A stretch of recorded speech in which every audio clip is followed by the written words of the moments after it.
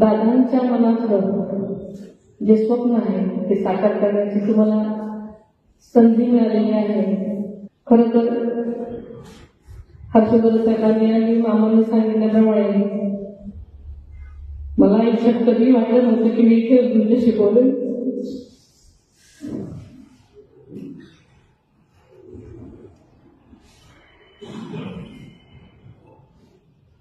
दादानी एक म्हणायचे की ही माझी शेवटची निवडणूक आहे, 3 वर्षाच्या निवडणुकांना आहे.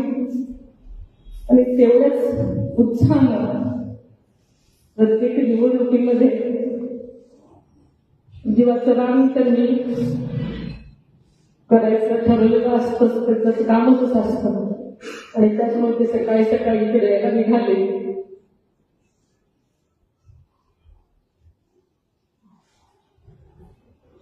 एका क्षणात आपण सगळे पोरके झालो.